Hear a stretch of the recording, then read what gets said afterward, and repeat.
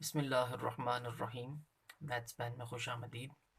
आज हम सीखेंगे how to calculate residue at a pole कि किसी पोल के ऊपर रेजिड्यू कैसे कैलकुलेट करते हैं। इफ़ अगर हमारे पास function f of z is equal to a not plus a one into z minus z not plus a two into z minus z not का square plus up to so on and b1 over z minus z naught plus b2 over z minus z naught square plus up to so on bm over z minus z naught raised to the power m। ये हमने देखा जब हम function की series expansion करते हैं तो हमारे पास दो पार्ट्स आते हैं, एक को हम कहते हैं एनालिटिक पार्ट और दूसरे को हम कहते हैं प्रिंसिपल पार्ट। तो इन जनरल किसी फंक्शन की रिप्रेजेंटेशन हम वो इस तरह से करते हैं।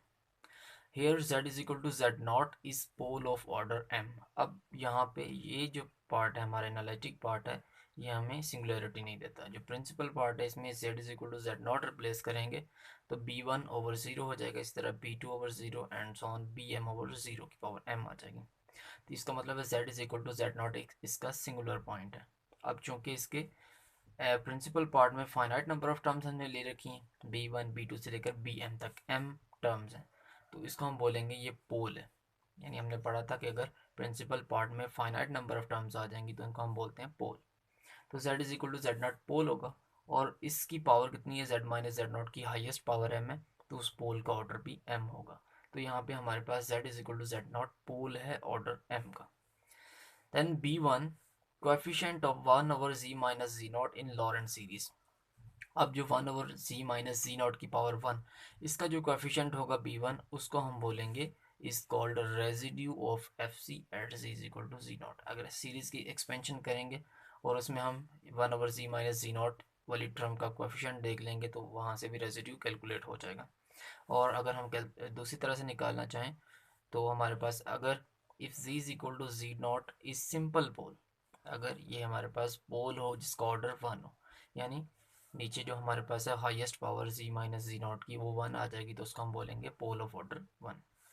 तो उस पर रेजिड्यू कैसे कैलकुलेट करते हैं, then residue of f of z at z naught is equal to, तो उस सिंगुलर पॉइंट के ऊपर हम रेजिड्यू कैसे कैलकुलेट करेंगे, residue of the function at z naught is equal to, वो कैसे निकालेंगे, लिमिट अप्लाई करेंगे, limit z approaches to z naught और फंक्शन को z माइनस जी नॉट से मल्टीप्लाई कर देंगे और साथ एफ ऑफ z आ जाएगा।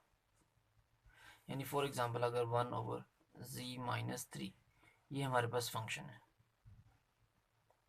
अब z इज इक्वल टू 3 इसका सिंगुलर पॉइंट है और इसको हम पोल भी बोलेंगे क्योंकि ये फाइनल एक ही टर्म है प्रिंसिपल पार्ट में। अब इसका रेजिड्यू कैसे कैलकुलेट करेंगे, residue of function at 3 is equal to, अब हम पहले क्या करेंगे, लिमिट अप्लाई करेंगे, लिमिट z अप्रोचेस टू 3 और इस फंक्शन को z माइनस 3 से ही मल्टीप्लाई कर देंगे। ये मल्टीप्लाई हम क्यों कर रहे हैं, ताकि ये z माइनस 3 और z माइनस 3 ये कैंसिल हो जाएं और उसके बाद जो बाकी फंक्शन बचेगा उसको हम सिंप्लीफाई करके उसके ऊपर लिमिट अप्लाई कर दें। तो z माइनस जी नॉट से मल्टीप्लाई कर देंगे, अगर पोल का ऑर्डर 1 है तो z माइनस जी नॉट की पावर 1 से मल्टीप्लाई कर देंगे।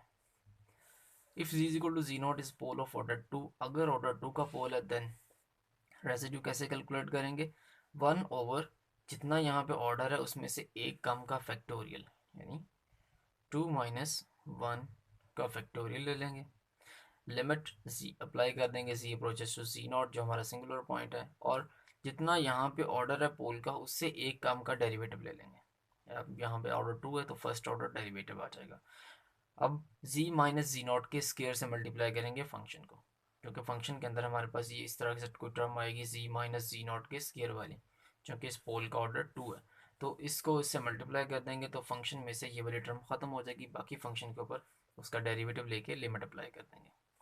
इसी तरह z is equal to z not pole of order 3 होगा, तो हम क्या करेंगे, यहाँ पे था 3 ऑर्डर है तो 2 फैक्टोरियल आ जाएगा, डेरिवेटिव का ऑर्डर भी 2 आएगा, z माइनस जी नॉट के क्यूब से मल्टीप्लाई करेंगे फंक्शन को और बाकी इसको डेरिवेटिव लेके सिंप्लीफाई कर लेंगे। इन जनरल अगर हमारे पास z is equal to z not pole हो ऑर्डर m का, जैसे कि इस तरह से आ जाए, अगर जस्ट इतनी टर्म्स आएंगी फंक्शन के अंदर तो पोल ऑफ ऑर्डर 1 आएगा, स्केयर वाली टर्म आएंगी तो पोल ऑफ ऑर्डर 2, तो दूसरा वाला फार्मूला आ जाएगा।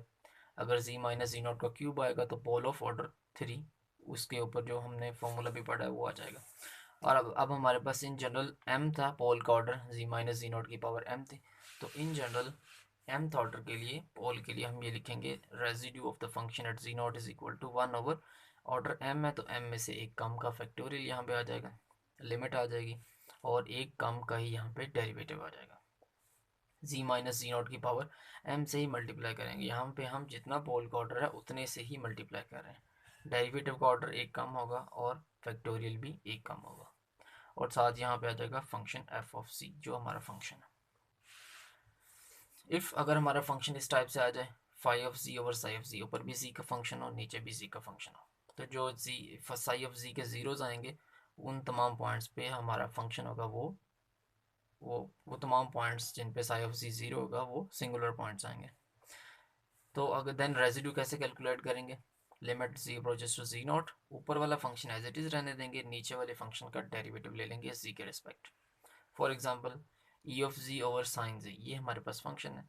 अब नीचे वाला जो डिनोमिनेटर में है ये जी इज इक्वल टू ज़ीरो पे ये ज़ीरो हो जाता है, तो इसका मतलब हम क्या करेंगे, रेजिड्यू कैसे कैलकुलेट करेंगे, रेजिड्यू ऐसे भी लिख सकते हैं, residue of function at zero is equal to, ऊपर वाला वैसे रहने देंगे, नीचे वाले का डेरिवेटिव ले लेंगे।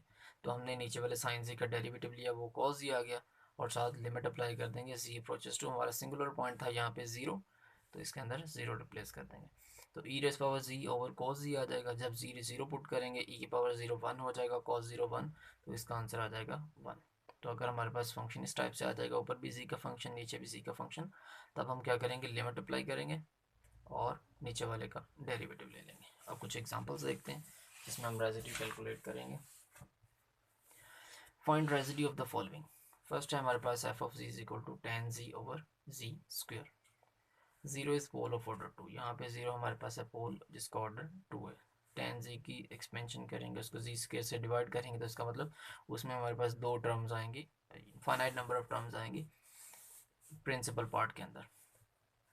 तो पोल ऑर्डर टू का है तो एक कम का फैक्टोरियल आ जाएगा, लिमिट अप्लाई करेंगे और टू में से एक कम का ही डेरिवेटिव आ जाएगा, और साथ मल्टीप्लाई हम करेंगे जी माइनस जी नॉट, हमारा तो जीरो था यानी सिंगुलर पॉइंट, इसके स्केयर के साथ, इसका मतलब जी स्केयर से हम मल्टीप्लाई कर देंगे। तो फंक्शन की वैल्यू रिप्लेस कर देंगे, एफ ऑफ जी की जगह पे टेन जी ओवर जी स्केयर और फर्स्ट डेरिवेटिव लिमिट और वन फैक्टोरियल, ये वन हो जाएगा। ये जी स्केयर कैंसिल हो जाएगा, बाकी रह जाएगा डेरिवेटिव ऑफ टेन जी का डेरिवेटिव लेंगे तो वो सीकेंड स्केयर जी आ जाएगा। इसके अंदर लिमिट अप्लाई करेंगे, limit z approaches to zero, second zero one होता है तो इसका आंसर वन आ जाएगा। तो इस फंक्शन का residue at singular point z is equal to z naught, जो हमने जीरो लिया उसके ऊपर आंसर वन आता है। इसी तरह f of z is equal to e की power z over z four ले लें, तो z is equal to zero पे ये इसका सिंगुलर पॉइंट है, और z is equal to zero pole है ऑर्डर फोर का।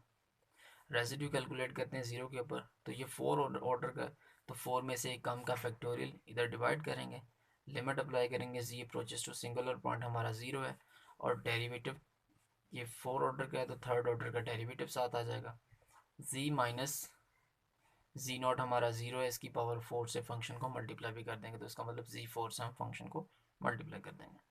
फंक्शन की वैल्यू पुट करेंगे, जी फोर कैंसिल हो जाएगा, बाकी हमारे पास डेरिवेटिव रह जाएंगे ई की पावर जी के। ई की पावर जी के जितने भी डेरिवेटिव्स लेंगे वो ई की पावर जी ही आएगा, और साथ इधर वन ओवर थ्री फैक्टोरियल जो कि सिक्स बनता है ये साथ मल्टीप्लाई होता जाएगा।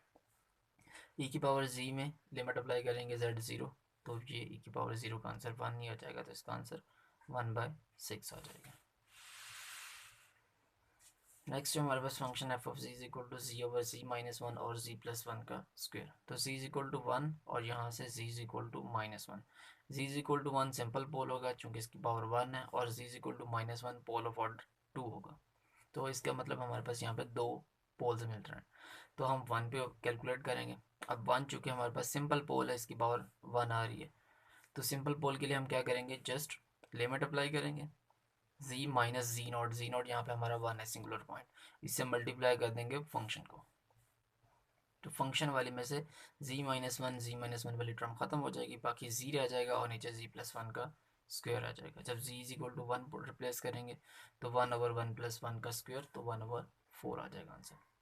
नेक्स्ट रेजिड्यू कैलकुलेट करेंगे माइनस वन के ऊपर, तो माइनस वन के ऊपर कैलकुलेट करेंगे, अब minus one pole of order two है, तो यहाँ पे वन ओवर टू में से एक कम का फैक्टोरियल आ जाएगा, लिमिट आएगी, और टू में से एक कम का डेरिवेटिव आ जाएगा।